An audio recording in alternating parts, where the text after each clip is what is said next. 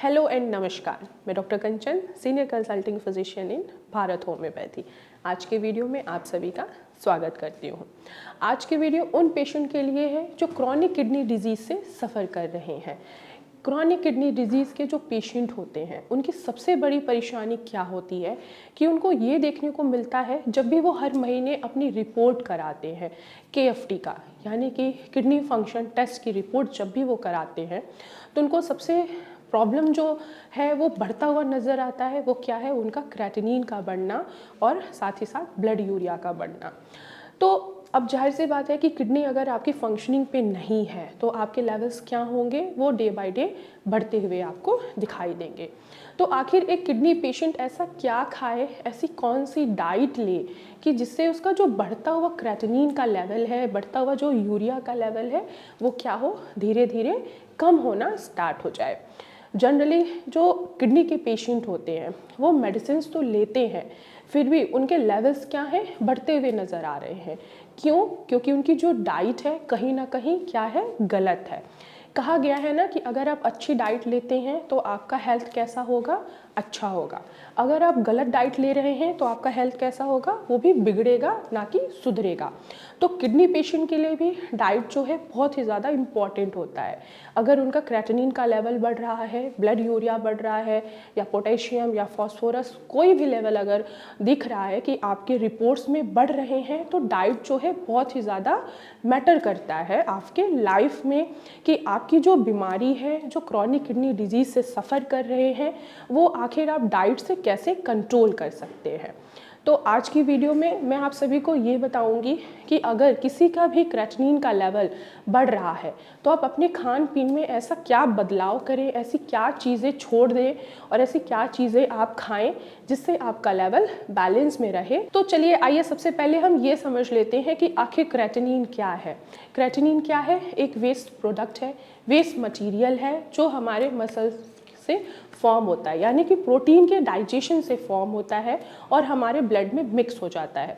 अगर आपकी kidney healthy है, वो प्रॉपर फंक्शनिंग कर रही है, किडनी हमारी इसको फिल्टर कर देगी, यानी कि आपके क्रेटिनिन को, यूरिया को फिल्टर करके यूरिन के थ्रू बाहर निकाल देगी। अगर वहीं आपकी किडनी हेल्दी नहीं है, प्रॉपर फंक्शनिंग नहीं कर पा रही है, तो क्या होगा, क्रेटिनिन जो है आपके बॉडी में बढ़ता हुआ नज़र आएगा, जिससे आपके लेवल्स बढ़े हुए नज़र आते हैं। तो अब हम ऐसी कौन सी डाइट लें जिससे जो हमारा वेस्ट प्रोटीन है वो बाहर निकले और हेल्दी प्रोटीन हमारे बॉडी में स्टोर हो। तो आपको पहला क्या करना है कि आपको प्रोटीन, जो हाई रिच प्रोटीन डाइट है, वो आपको अपने डाइट से कट ऑफ करना है, यानी कि कंज्यूम बिल्कुल नहीं करना है। आप देख रहे हो कि आपका लेवल क्रेटिनिन का बढ़ा हुआ है, तो अगर आप प्रोटीन डाइट ले रहे हो, अब प्रोटीन डाइट क्या क्या होती हैं, कितनी हाई रिच प्रोटीन डाइट होती है हमारी, जैसे कि मटन हो गया, फिश हो गया, चिकन हो गया, और जितने भी पल्सेस हैं, तो आपको वो क्या करना है, अपनी डाइट से बिल्कुल ही हटा देना है।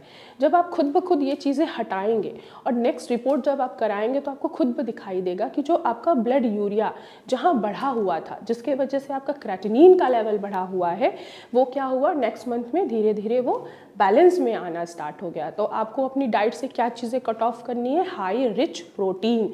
हाई रिच प्रोटीन किन किन चीज़ों में मिलता है, जितने भी हमारी पल्सेस हैं, जितने भी हमारे डेयरी प्रोडक्ट हैं, जैसे कि दूध हो गया, दही हो गया, छाछ हो गया, इन चीज़ों में भी प्रोटीन पाया जाता है। और जो हाई रिच प्रोटीन है, जैसे कि हमारा मटन, फिश, चिकन, दालें, आप ये चीज़ों को आपको अपने लाइफ से कट ऑफ करनी है। नेक्स्ट आते हैं वेजिटेबल्स पे।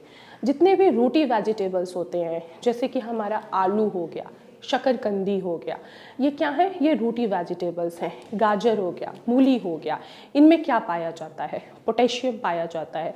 अगर आप रेगुलर बेसिस पे ये चीज़ों का सेवन करते हैं तो क्या देखने को मिलेगा आपकी रिपोर्ट्स में कि आपका जो पोटेशियम का लेवल है वो बढ़ा हुआ है, जिसकी वजह से आपका ब्लड यूरिया और क्रेटिनिन भी है वो भी बढ़ा हुआ है।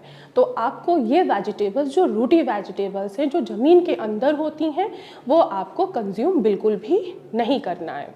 नेक्स्ट हम आते हैं फ्रूट्स पे। जितने भी खट्टे फ्रूट्स होते हैं, जैसे कि संतरा हो गया, मौसमी हो गई, नींबू हो गया, ये चीज़ें आपको सेवन नहीं करना है। क्यों? क्योंकि इनका जो नेचर होता है वो एसिडिक नेचर का होता है और हमारा ब्लड जो है वो भी एक तरीके का एसिड का नेचर होता है उनमें।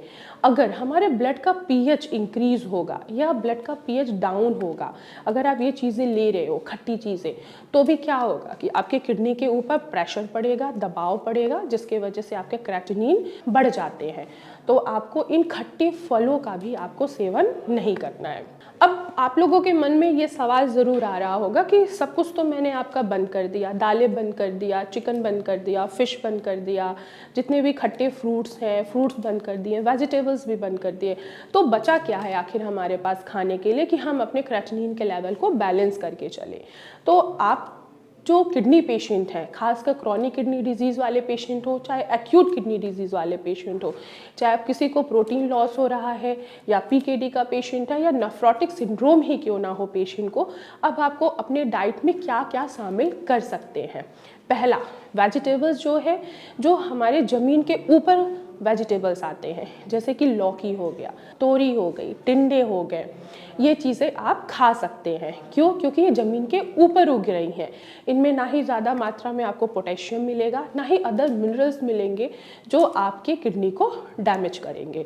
तो वेजिटेबल्स में आप सिर्फ लौकी, घिया, तोरी, परवल और टिंडे ये आप शामिल कर सकते हैं। अगर हम फ्रूट्स की बात करते हैं तो फ्रूट्स में आप एप्पल ले सकते हैं, पपाया ले सकते हैं। अगर जो डायबिटिक के पेशेंट हैं वो अमरूद और जामुन भी खा सकते हैं।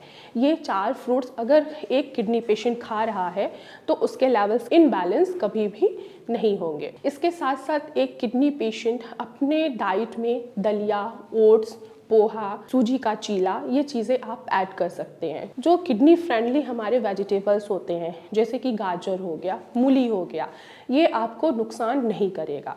तो आप ये भी थोड़ा थोड़ा क्वांटिटी में अपनी डाइट में शामिल कर सकते हैं, जिससे आपका लेवल जो क्रेटिनिन का बढ़ा हुआ होता है वो धीरे धीरे आपका बैलेंस में आना स्टार्ट हो जाएगा। इन बातों का आप ध्यान रखते हो अपनी डाइट में। ये चीज़ें जो मैंने अभी आपको बताया कि क्या चीज़ें आपको नहीं खानी है, क्या चीज़ें आपको खानी है, अगर आप रेगुलर रूटीन पे ये फॉलो करते हो तो आप खुद ब खुद देखोगे कि 1 मंथ बाद कि आप मेडिसिन ले रहे हो तो और साथ ही साथ हमारी डाइट भी फॉलो कर रहे हो तो आपके लेवल्स क्या होंगे, बढ़ने के बजाय कम होंगे।